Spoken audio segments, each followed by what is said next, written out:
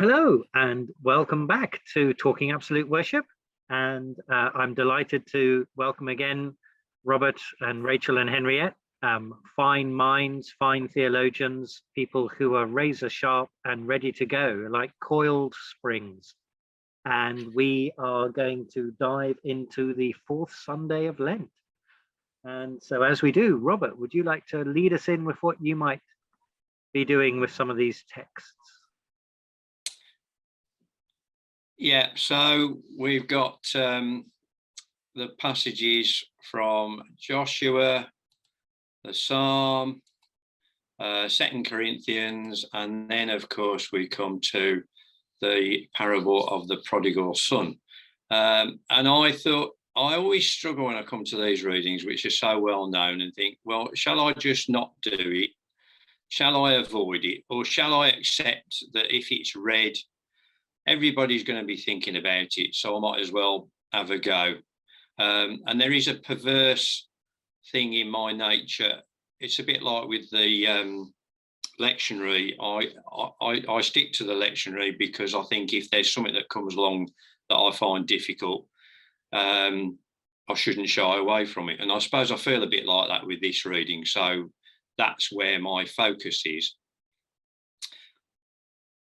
And so I read the passage. I always start with this by remembering two things. And that is one, that somebody, some lecturer at college or some preacher at one stage talked about the fact that we title the passages in the Bible.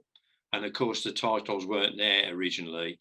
And when we title them, we frame the understanding. So it's the parable of the prodigal son.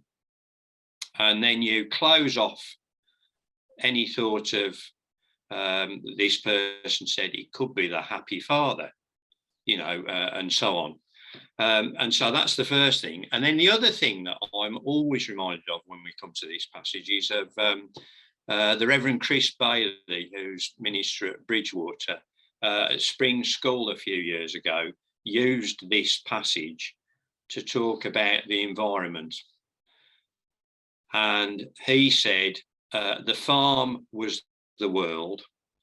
Our inheritance was the resources of the world, and we were the prodigals.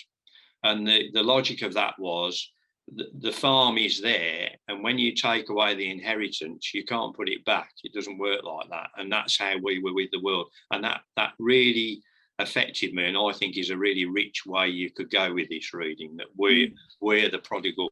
How are we? And we've frittered away all that creation that God has given to us. However, when I looked at this reading, as I said, because this is where I'm going to focus this time, I began to think about those preachers who will read a passage like this and say, well, of course, we always see ourselves as the... and then I thought, well, actually, who am I in this story? Am I the prodigal who's gone off and wasted my life and then wants to find my way back? Am I the father? And if it was Mothering Sunday, I did wonder if we could change it to the mother, to whom the child comes back to, or am I the sibling who's worked away and is resentful about this one or these ones who've gone off and wasted their life? And I thought I'm all of them at different stages at different times, and I think the danger is that we think of ourselves as one. So yeah, I am the prodigal. I do go off or have gone off and made all sorts of mistakes in life. And I can think of situations where people have forgiven me or let me off things that I've done that I'd be ashamed of. And the incredible sense of relief when that happens, back to my dad when I'd done something terrible and I thought I was going to get smacked, and instead I just was sat down and had a quiet word. That sense of, no, not relief, of safety. And of my mum, I was quite a naughty child, who would always say, well, that's okay, Robert, we'll just think about, and that sense of warmth and welcome and safety, which I have to say I've sort of transposed onto my understanding of how God welcomes us back. And then I've been the grumpy brother who thinks, well, I've put me hours in and worked, and there's all these people who go off and mess around, and then they think they should get pensions or whatever. And so I think there's a lot for me to see myself in all of these characters. So I would want to think of some way of trying to get the congregation to put themselves not just into one of them, but into all of those different people. And I read around, and there seem to be people who want to imply that the prodigal didn't really regret what he'd done, but he was a really manipulative so-and-so and was just coming back home because there was nothing else for him. But then when I read it, it says, where is it? When he came to himself. And I think there's really something in that phrase, when he came to his senses, he came to himself, and he realised where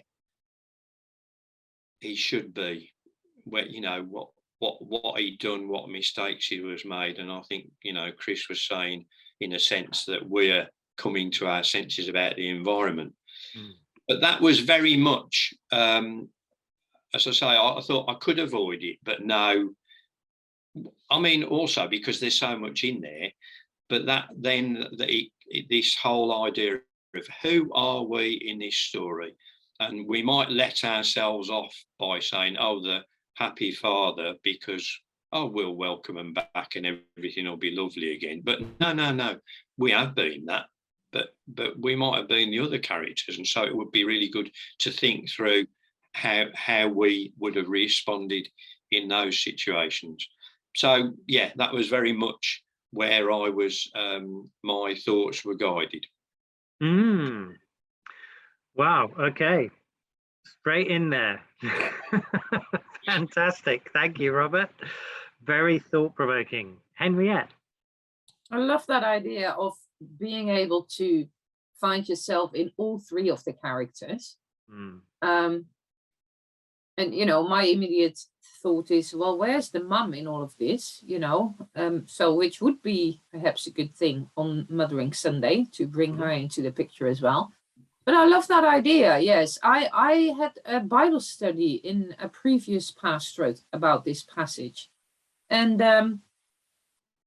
people were very convinced who they were, and to my great astonishment, they all saw themselves as the elder brother. They had stayed at home all their life and done the right thing.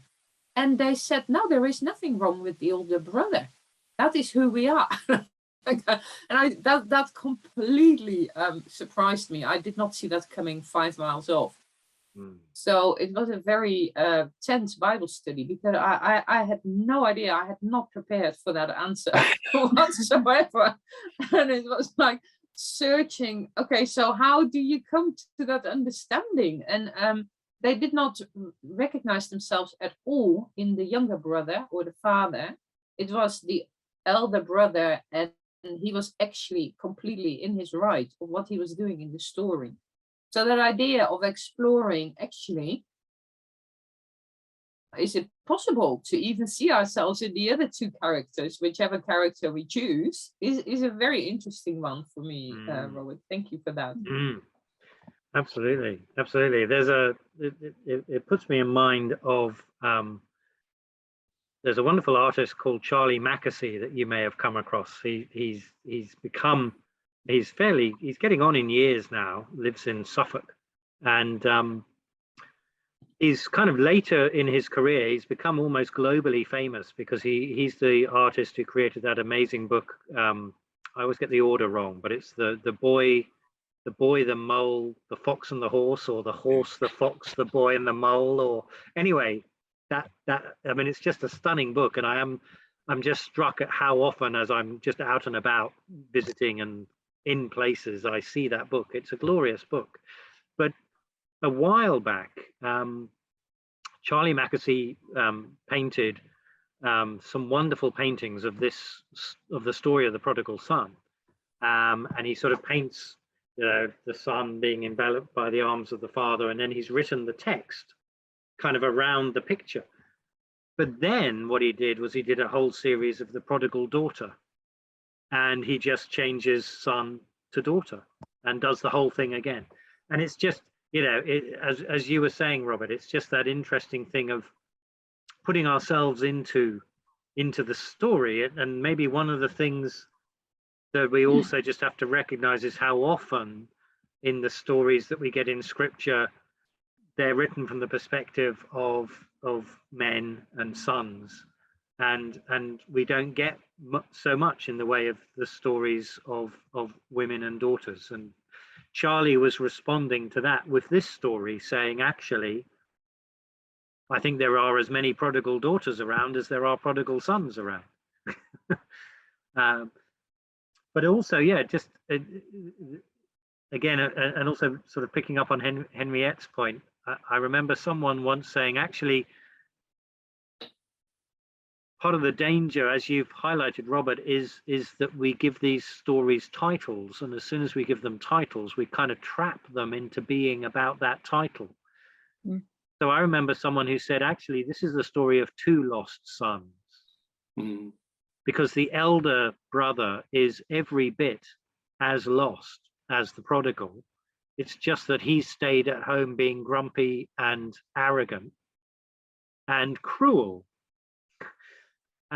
Which, thinking of your experience, Henriette, in the Bible study, it's just kind of interesting. The older, because I mean, the father has to go and work just as hard, if not harder, with the older son as with the younger son.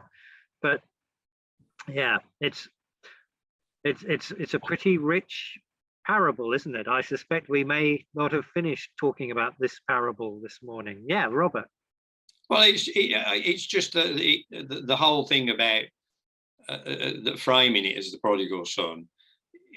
It's always seemed to me that actually what he does is what a lot of people, it's part of normal development, that you go. My mum had this term that you go out and make your way in the world. That's your job as growing up to be an adult. And if you don't go out, sort of, how do you make that's part of what it is. And so it seems to me, and part of normal human, well, my experience of it is that you do throw off a lot of the values that your parents instilled in you, or you think you are, and then you get to a stage in life where you think, hang on a minute, there's a lot about what, or you don't even necessarily consciously believe it, but you find later on in your life that that's what you've done. So it seems to me that framing it as this terrible son who goes off is the wrong way of looking at it altogether. It's more a sort of what am I trying to say? It's a lesson in human development, and as you say, so the loyal son who stays at home isn't loyal. In a sense, you could argue that his development has been stunted because he's stayed at home, and that's why he's become more and more grumpy and disillusioned. Yeah. There's an awful lot going on, isn't there? There's an awful lot going on. We haven't looked at the other readings yet. No, don't worry. Well, we've got Rachel and Henriette are teeing up. I can tell even now. So let's move on and see, Rachel, where would you head? Well, when I looked at all the readings, leaving aside the psalm, because I'm not really going to think about the psalm, but looking at Joshua and 2 Corinthians, as well as the prodigal son, the thing that struck me was that they're all about in between places. And in Joshua, the people are just about to face a new chapter in life. They've crossed into the land of promise, and to kind of orient themselves, I suppose, they they remember the Passover, they celebrate the Passover, which is remembering sort of their past and where they've come from. And they go into praise as they welcome this new thing, and who knows what it will be at that point. So I felt that they're just sort of there in that middle space between something that, you know, was quite defined and something that will be, and they don't really know what it will be yet. And I also felt that there was some of that in the Corinthians reading, in that the cross opens up a new way of knowing, a new way of being, a new way of loving, a new way of seeing the world, and that there's a challenge to be part of that ministry of reconciliation. And what is that if that's not kind of sort of spanning a gap between? So I was sort of thinking quite a bit about in between places. And then when I got to the Luke reading, and it was funny because one of the resources I looked at said, you might want to ignore this reading as it's so familiar, but it said, but don't do that, because even just telling the story again is a retelling of the gospel. So I thought, well, there was some value in that. But again, where the reading ends is actually a very in-between place. You kind of think the son has come home, but you've no idea what happens next. You've no idea what a new life at home is. You know, I remember returning home in my 20s to live with my mum for a couple of years, and we had to quite clearly sort of define our relationship, and I wasn't going to be the child come home. And you know, so what's life going to be like for him? And we don't know whether the elder son ever comes into the party. We don't know that he doesn't, but we don't know that he does either. You know, where does that leave him, and where does that leave the father, really, who's kind of torn with his love for both sons, and feeling that he's somehow stuck in the middle? So I just felt that there was kind of a lot to explore, maybe, about being in between people.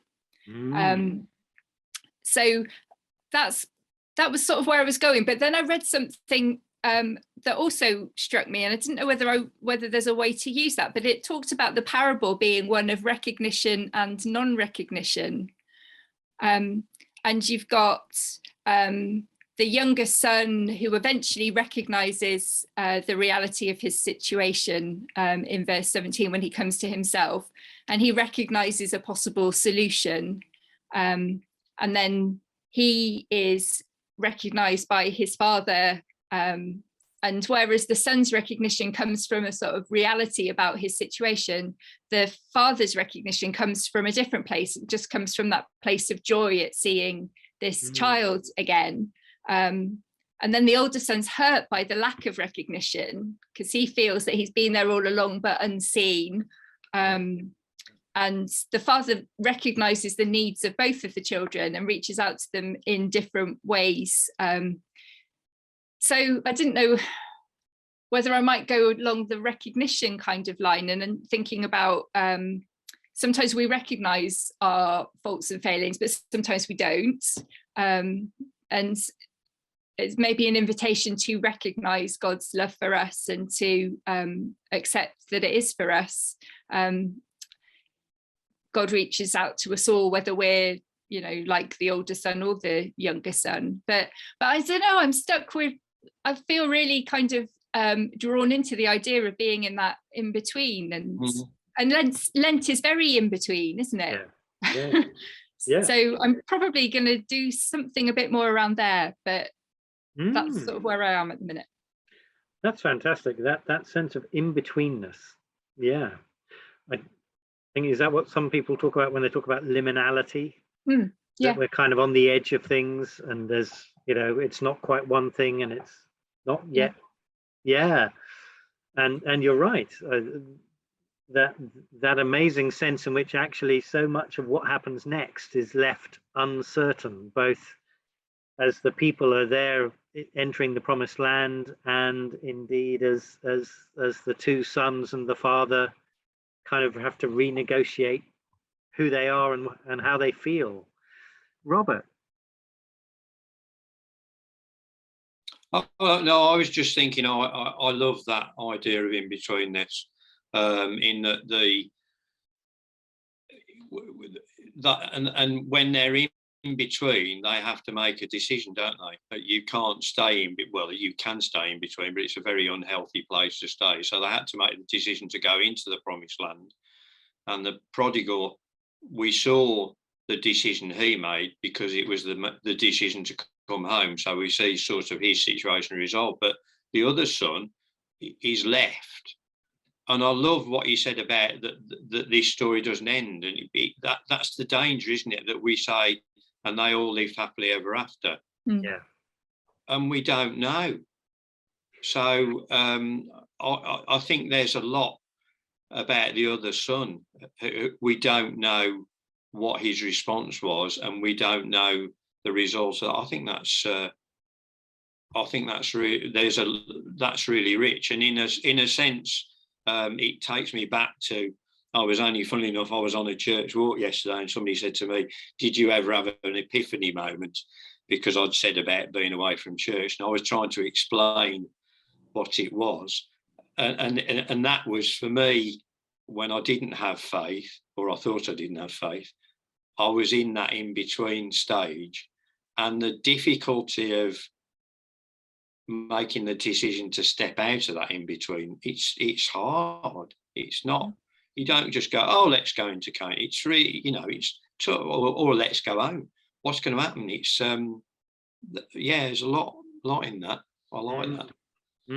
Yeah, absolutely. No, that's a really, and it's a powerful theme that connects across some of these texts in a really interesting way. Yeah. Thank you, Rachel. Thank you. Well, Henriette, let's see where you might go with these readings. Yeah, I'm afraid. Yeah, I knew that was going to happen. Just a second. Okay, so you're going to be doing something with the dogs. That was the postman who just arrived. I saw him coming and I thought, oh yeah. I love that idea of what Rachel says about recognition and stuff, because of that. Well, I love the whole richness of it. Because I've been thinking a little bit, and it is because of something that I was watching on the BBC, one of these Candy Noir series, and it is about the attention and the focus that goes to the one that is missing, isn't it? And the ones that are staying behind just don't get focused on, don't get the attention, because everything in our being goes to that which is either not right or is missing. And I know that it creates in families an imbalance, if you like. I'm the only one in my family who moved overseas. So I know that for a period, much of the focus was always on me. How is Henriette doing in the UK? Every birthday of my parents, where my sisters and my brother was, the only thing that was talked about was how is Henriette doing in the UK. So there is that real tension in a family. Why do I not get recognized whilst I'm here? Because everything goes to the one that isn't here. So I did find that a really interesting angle, but I also did think about, like everyone else, how can I make this parable more easy to engage with for people? Because I did the same as what Robert was saying. I have the tendency to think, oh, let's not look at this because but this is why I do stick to the lectionary, because I think those challenges are not just set for the congregation, they are also set for us, right? And I was also struck about the idea of reconciliation, which of course comes up in the Corinthian reading as well, and about forgiveness, and about the question, how complete do we actually believe that it is? Because we know that forgiveness and reconciliation with God is complete. But so often in a church, when someone has had a checkered life, then that is one of the things that always keeps coming up. Oh, they used to be a really big sinner with doing whatever, And so it's so good that they're now in the church. And, I know about this because I had a checkered life. So, I know how it feels to be a prodigal daughter. And it just makes me think, do we actually believe we are reconciled to Christ and therefore there is now a new creation? The old is gone and the new has come, So Yeah. I thought it would be useful to maybe think a little bit about that, but also about the fact that the psalm seems to suggest that there is a real value in actually speaking out what was wrong and speaking out what we are confessing and what we are repenting of. And of course, that was what the son did as well. And that's why I don't really believe that the son was a manipulator. Because he really did say to his dad what was wrong, I have sinned against you and I'm not worth to be called your child anymore, right? I think if you're manipulating, that's probably not the kind of language that you use. So, part of me was thinking, I wonder if you could write this whole sermon and even the reading perhaps, just write it in a way of storytelling where I have never done that. And this would be the first time that I would do that. But it would be a little bit scary to do it and to try it out on a Sunday like this. But sometimes I do think perhaps that would be a way forward so that people are really drawn into the story and only halfway through realize, oh, actually, she's not talking about her own life. She is talking about the Bible reading of the two sons, Mm. Or I was also thinking with making it more easy to engage for people. I was thinking, what would you use in today's world? So my thoughts went towards the Queen and Prince Andrew, but then I thought, no, that's just all too sticky to actually even get into. So I thought, let's move down one generation. Imagine that Harry, that we would see on the news, Harry coming down from a plane on the steps and Prince Charles being there on the tarmac. And instead of just nicely waiting, we would see Prince Charles just running off and actually throwing his arms around Prince Harry and say, oh, for the whole press to hear and the whole world to hear, I am so happy to finally see you. Because, let's face it, there are some tendencies, however we may or may not think that is applicable, but just to help people think, oh yeah, that's maybe how it could look. And then go from there. So yeah, so I'm still very stuck with these readings, but exploring. Oh no, that's very rich. Not least, I think that's a really powerful. Sorry. No, sorry. Carry on. Well, I think you're onto something really powerful there too. I think we're all recognizing that, especially, the prodigal son is maybe the parable. Along with the Good Samaritan, it's maybe the parable of parables. And I love your thought that, what would it be to actually write something creatively that kind of brings it alive in a fresh way? That's an interesting thought. And actually, yeah, just your, just playing with that whole Prince Harry, Prince Charles thing is fascinating because, yeah, there are all sorts of resonances in there that would touch people. Yeah, no, I think that's really interesting. Go for it, Henriette. Yeah, and I think whereas we are aware that the Bible is written very much in a male perspective, but in this parable, I'm actually grateful for the fact that it is the father, because of course we know that it was how do you call that? It was unheard of for the father to run towards. Whereas if it would have been the mother, And people would have said, oh yeah, of course, she would be that emotional. She's the mother. So I'm actually grateful that it is the father. Yeah. No, that's another part of it, isn't it? The power of how Jesus is letting this father overturn all the conventions of how he should behave. I mean, another thing that's striking me as you talk about it is there's something very powerful, perhaps, about the fact that the son, the younger son, has prepared his speech, but he never gets to use it. Yeah. And that made me perhaps see some connections, not least with the 2 Corinthians, that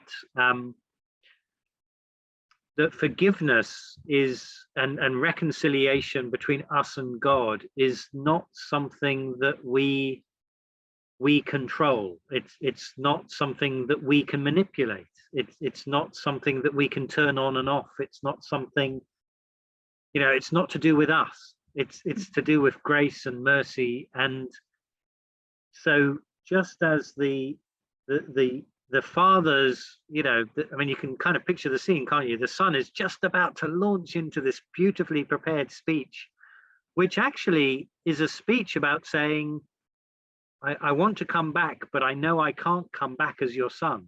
I know what I've lost is irrevocably lost. It can never be mine again.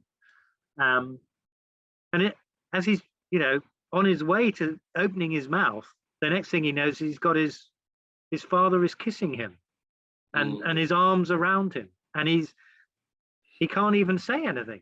And then I'm struck at the father kind of twice saying, this son was dead and now he's alive. I mean, that's how far away we were. In your Prince Charles, Prince Harry thing, it's as if they have died to each other. And then Paul in 2 Corinthians with that sense of, there is a new creation. And it's not it's the last thing we can control. It's just a gift. And I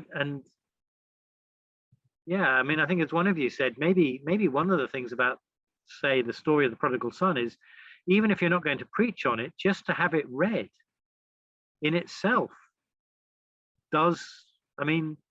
it can do an awful lot of the work for us, maybe. Although, of course, that might be a cop-out as well as a preacher. Phil would probably be annoyed if actually he discovers that what we've been doing at this particular edition of Tor is saying, you don't need to say anything, just read the story of the prodigal son and just say, and sit down. And then, wait for 10, 20, however long you normally preach, and then stand up and say, and now the rest of the service. Robert. I was just something you just said, and I've forgotten quite what you said. Not unusual. It was about control, and it made me think that one way I wondered about going with it is that we the church, are the older brother, and those who've abandoned church are the prodigals, and we want to control on what terms they're allowed back. Absolutely. That's just No, absolutely. And I guess that's where it can bite, isn't it? Because and it's interesting, isn't it, that because you kind of imagine everyone is listening to this story as Jesus tells it, and they're kind of already blown away by, well, this younger son deserves all he gets because he is what he has done is unforgivable. Flippin' heck, now this father is just acting in a very, that's just outrageous and stupid and foolish, and who's going to do that? Oh, goodness me, he's talking about God. Oh, and then there's this, oh, for goodness sake, and now there's this other son. It's kind of like at each step, Jesus is just saying, I'm gonna make it even weirder. I'm going to I'm going to make it harder and harder for you to do anything other than just stop in your tracks and go, that's amazing. Any other thoughts as we've been bouncing around that we want to, before we move on to other dimensions of worship, but any other thoughts in terms of preaching that anyone wants to pick up that you've either suddenly come to or you just haven't had an opportunity to throw into the pot? Yeah, Robert. Oh, it was just when you said that Jesus sort of ladles it on more and more, so that then they say, "Oh no, that's amazing," but it occurred to me they might also say, "No, this is just too much. Yeah. This is ridiculous. Yeah. You've got to be. You can't come here saying that sort of thing." Yeah. Which of course is what resulted, wasn't it? Yeah, absolutely. Yeah, Rachel. And that too muchness is often our response, isn't it, to God's? But it's all too much. We can't quite accept. Going back to last week's readings, we can't accept all this free food. There's a lot that we can't accept about the generosity and the wideness of God's love and mercy. Absolutely. I guess one of the things that also I think is there in all of them is just in case anyone is still thinking, I don't know, that's not, I haven't found the theme yet. There is a lovely theme of newness. Newness is happening all over the place. There's the newness of the Israelites have been used to operating in the wilderness with manna that only lasts for a day, and if they try and hoard it, then it goes bad, except for the Sabbath. But there's a little snippet in that Joshua text that says, actually, this is where manna stops. And you're in a new place now, and you're in a place that is a land of milk and honey, and so on. In the psalm, there's the newness that comes for the psalmist when the psalmist says, actually, I've just got to confess. I've just got to say sorry. And that's what not just unlocks the relationship with God, but I think unlocks something deep inside the psalmist. Yeah. In 2 Corinthians, of course, it's the new creation. And as we've been talking about for the prodigal story, it's very interesting. There's newness all over the place, but it's as you've highlighted, it's not entirely. Jesus leaves it very open-ended. Do they go on and live a new and happy and reconciled life, or don't they? Very, very interesting stuff. So there we go. Rich. Henriette. Yeah, it's just because you were saying again about that open ending, and maybe it is even okay to highlight that, because many of us actually do have experience of quite a complex family life. Not all families are as cute and happy as some other families. We know that some of us here have fantastic family lives, but a lot of people do experience that something that was supposed to be good, the younger brother coming home again, actually causes rifts in families. Yeah. So, perhaps there is even that way of highlighting that, and still God loves us all, Yeah. Absolutely. And as you're saying that, Henrietta, my mind goes, oh, sorry, no, you go first. Oh, no, well, this is another point, and it's that you mentioned the psalmist who says he acknowledges his sin to you. And then there's always the comment with the Psalms of David that he has to get sort of something else in at the end. Many of the torments are the wicked, but I acknowledge my sin. Mm-hmm. And I think is that, and the whole thing about was the prodigal son really, did he really own up and come home, or was it all manipulation? And I think that something about us that we can't accept that Yeah. somebody would really change. Right. And so we can't accept that God's grace should be available, because nobody, you can't teach an old dog new tricks. What are the other things? If somebody's bad, they're always, there's something about that. Yeah, that's in there. I mean, the final thing, sorry, no, go ahead, Rachel. Just going to say, a leopard can't change its spots is That's the it, other one. There you go. There you go. Yeah. I mean, the other thing that was just striking me as you were talking is, yeah, I mean, pastorally, I just think of some of the conversations I've had with some families in the run-up to doing a funeral. And actually what you're negotiating and navigating is the fact that there was not a reconciliation. And now there can't be. And yeah, in terms of how this text will be heard in a congregation and how it will resonate across the pastoral life of a congregation, there's something maybe also in there about well, maybe almost the powerful element of Jesus introducing that elder brother, kind of standing with his arms crossed grumpily outside is there is a very powerful truth in that actually reconciliation in family life is far from straightforward. And in a certain commentary that I was reading, that obviously Henriette didn't read this time, and she and I are going to need to stop talking about this commentary every time we do these things.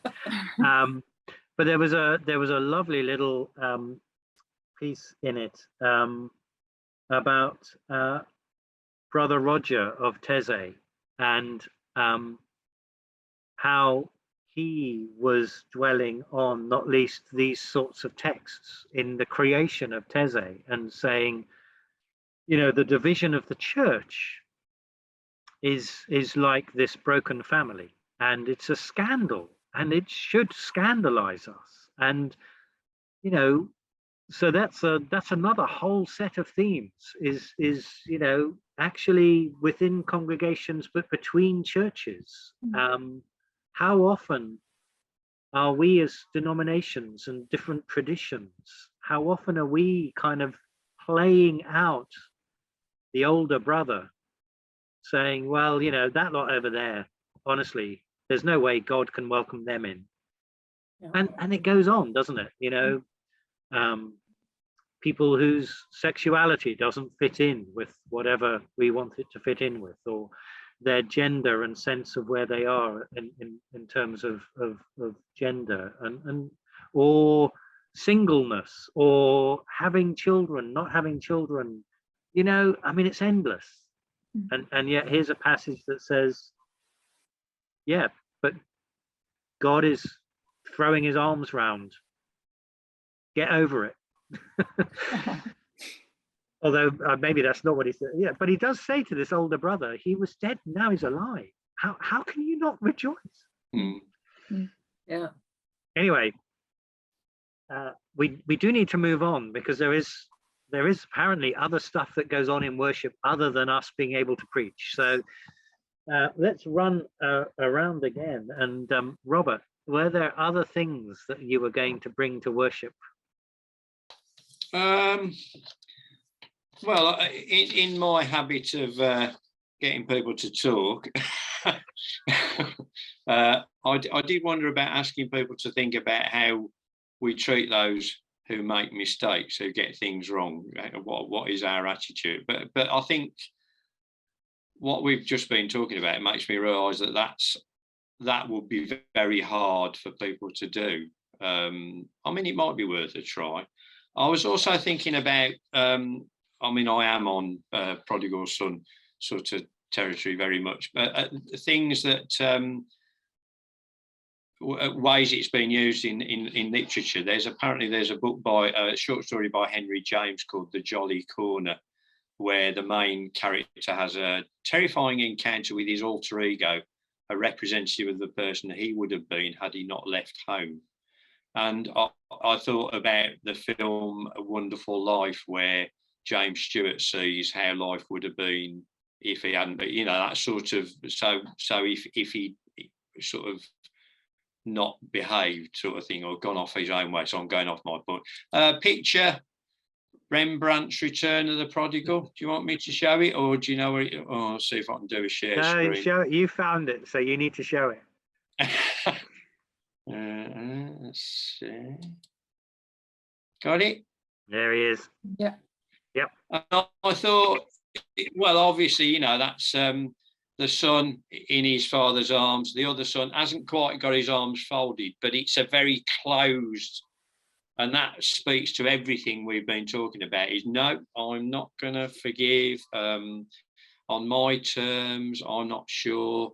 And I just thought that might be a helpful image. But I'm aware there are probably lots of other images as well, which may speak equally well about it. But I thought that might be worth doing. So yeah, asking the I think in my thought about what I was going to preach, there might be some way of trying to get the people to put themselves in each character's place, and whether you could do some exercise where you ask different groups to imagine. Somebody's done that, hasn't they, where they get different groups in the church to say, you were the prodigals, you discuss how you felt. You were the father, you discuss how you felt. You were the older brother, you discuss how you felt. You could ask somebody to imagine they were the mother or a group, and then you do like a television interview and talk to them and ask them how they respond. I thought doing something like that might open it up. Yep. Brilliant. Lovely. Thank you. Rachel, what sorts of things might you be bringing in? Well, it's funny because I was going to do exactly what Robert has said. I've done it before, where I think we did it at spring school a few years ago, actually, with different stories, but get people into a group so that they are a particular character, but they have to talk to each other as that character. It's not, well, the son must have been feeling like this. It's, well, actually, this is how I'm feeling. And somehow owning those feelings opens up things in a different way. So I would get them to do that, and then have a conversation kind of across groups. So the older son group are telling the younger son how they feel about him, and telling the father how they feel. And I've had the absent mother kind of group as well. So I would probably try and spend a bit of time doing that kind of thing, but also just maybe a time of quiet reflection on our own. Where do we feel far away? Is there anything that God is bringing to our minds today?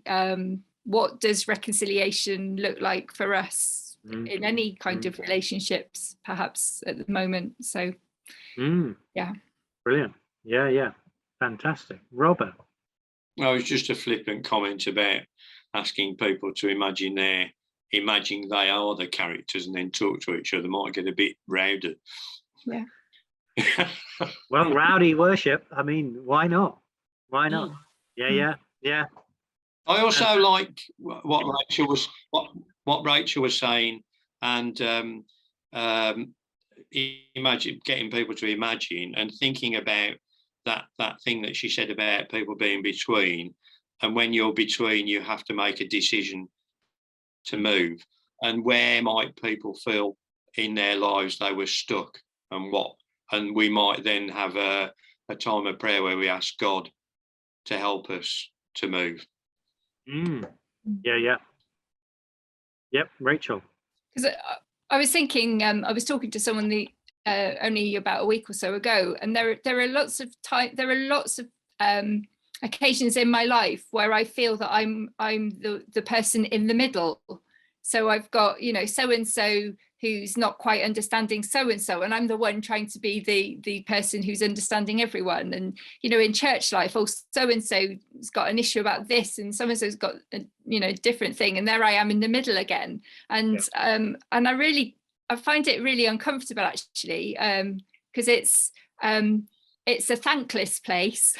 And you're carrying just weight from both sides. So maybe maybe asking people to sort of think to themselves about, where do they feel that they're just stuck in this middle place? Yeah. Absolutely. Absolutely. Fantastic. Okay. Henriette, what other dimensions to worship would you be exploring? I think maybe Robert or Rachel can come to Plymouth that Sunday. No, I have found a couple of images that I would like to show people just to help them imagine. But I have also found a beautiful thing from Henry Nouwen, who of course did write on the prodigal son. And I thought, so maybe loop the images that I found, which I will show you in a minute. And then whilst you're reading this, and it says, listen to what God is saying to us. Oh, sorry, let me say that again. Listen to what God is saying to us. You are my child. You are written in the palms of my hand. You are hidden in the shadow of my hand. I have molded you in the secret of the earth. I have knitted you together in your mother's womb. You belong to me. I am yours. You are mine. I have called you from eternity, and you are the one who is held safe and embraced in love from eternity to eternity. You belong to me, and I am holding you safe, and I want you to know that whatever happens to you, I am always there. I was always there. I am always there. I always will be there and hold you in my embrace. You are mine. You are my child. You belong to my home. You belong to my intimate life, and I will never let you go. I will be faithful to you. So I thought that was just so beautiful. And then these are the images, which of course I also found Yay. Rembrandt van Rijn, we call him. Yes, I love this image. As Robert has already said it, it's just a beautiful image. I think many people know it. Yeah. And so therefore I thought let's just contrast that with some other images. But before you move it on, Henriette, does everyone know the theory about the two hands? You come across that? Is it one is the mother's? Yeah. So Yeah. Rembrandt has painted a male hand and a female hand. Oh yeah. This is the female hand. This is the male hand. Yeah. Yeah. Possibly. I remember now. It's hard to ask Rembrandt if that was the intention. I mean, he might say to us, actually, I just made a mistake and I got one of the hands a bit smaller. But I don't think he makes mistakes. Well, exactly. You suspect with Rembrandt, it's not accidental. Sorry. Anyway, do press on. No, great. I like that, to be reminded of that. And especially if we're also bringing in Mothering Sunday, right? That would be really important detail to... So the rest of the images, I will just go through them quite quickly. So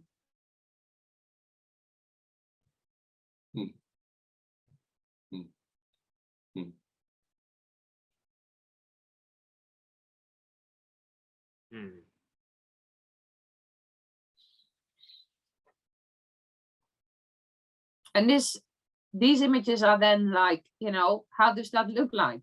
A feast when someone comes home or is there again or whatever.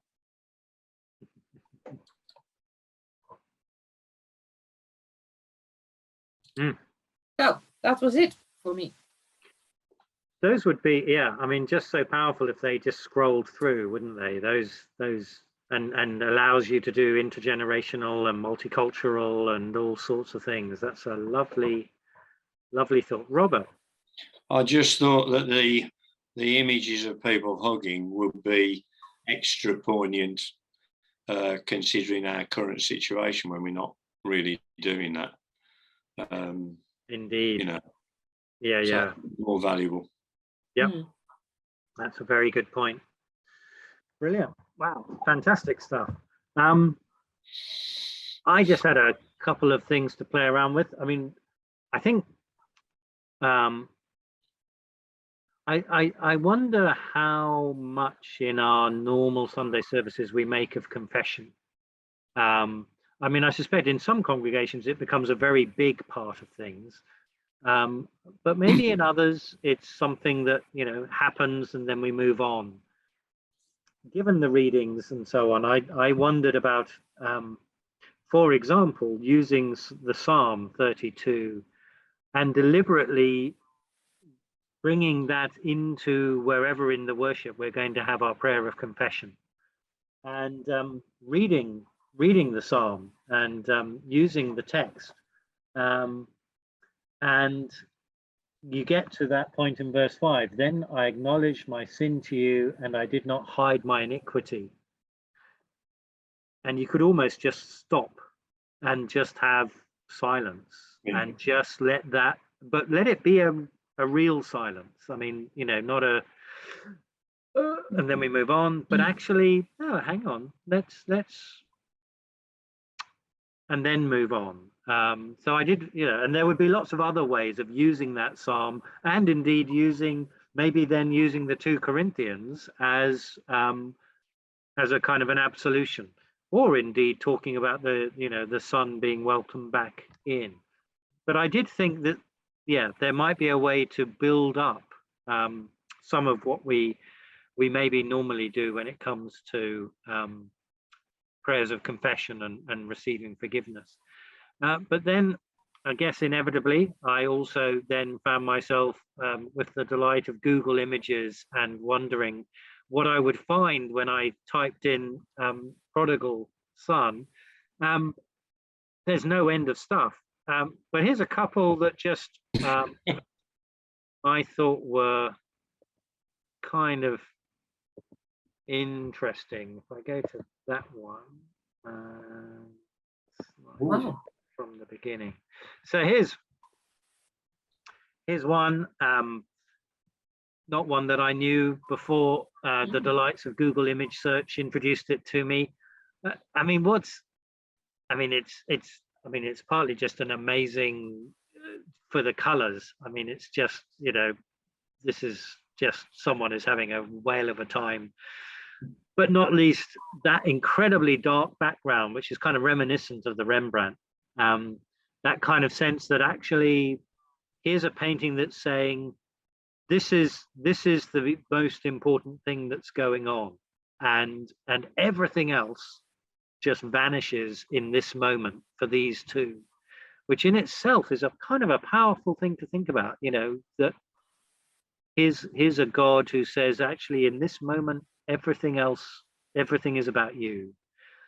But I think the other thing that I liked about this one was the way in which the father is drawing his cloak around the son. It's not just I'm going to give you a hug. It's also that you're naked, or at least you're partially clothed. You've come back without anything, and maybe there's an element there of I'm going to cover up your shame. I'm going to take your shame away. You because of course another thing we haven't touched on is how on earth is the community going to handle this son who's come back? Because they must be thinking all sorts of things about this son. And the father, but it's also the father is kind of literally, because I mean later in the story the father says, you know, let's put put fine robes on him. And I think what this artist is doing is saying, actually, the fine robe is the father's robe. You know, the father is almost in the process of taking his robe off and putting it on the son, which I just thought was kind of interesting. And then, yeah, there's then this one, a very modern one. And what I love about this one is you have to kind of look again to see where the father and son end and begin. You know, and and there's a wonderful sense of kind of they are merging into each other, and the colors are very similar, the whites and grays, but you get that sense of the sort of the screwed up kind of just agony of the son, but I get a sense of also just this the gentleness of the father. Just an amazing painting, and again, with all the caveats that we need to say about copyright and making sure that you're using stuff that you're allowed to use and so on. There's no shortage of ways in which we could find ourselves sharing images for these readings. So there we go. I don't know if anyone's got anything final they want to say. I think we've given these a fairly good. Oh yeah, Robert. Just in response to what Rachel said, and I'm not sure it's appropriate to say this here, but I sort of think there might be even more in it to glean, and that's the thing about being the person between and everybody loading their issues onto you. And I was taught, I think it was on a bridge builders course, that the problem we have as ministers is that when people come up and say, I've got this problem with that person, we sort of say, I'll deal with it for you. And we take the burden. And what they impressed upon us was, it isn't your job to take the burden. It's your job almost to tell them that you won't take the burden, but you will be there with them. And I wondered, there was something about that, the cloak coming round, that reminded me of the story of the woman who bled for 12 years. Right. That somebody said on some course that then Jesus turns around and calls her to him, and he brings her to the centre. Somebody who's been on the edge is brought to the centre, and I saw that. And so so I think the danger we think is that God's going to solve all our problems. But I think what I'm saying is that it's almost like it's saying, no, I will be there with you. I will encircle you with my love and my care. Yeah. But it's not about me doing everything for you. Mm. Yeah. Nice point. Nice point. Yeah. Very powerful. Very powerful. Well, friends, we've been exploring where we might find ourselves on this fourth Sunday of Lent, and we know that that's a big responsibility, and so because of that, we're going to, as we always do, come to God in a prayer, and Rachel's going to lead us in a prayer. Loving God, we thank you for your overwhelming, generous, never-ending love for each one of us. And we pray now that you would bless all who will be leading worship on this Sunday, that you would guide and inspire them, and that through the words that they speak, the hymns that are sung, the spaces, the silence, the talking, the imagery, all that is involved on that day, I pray that through each one of us, those who have gathered for worship would come to know more of your love for them. In Jesus' name, amen. Amen. Amen.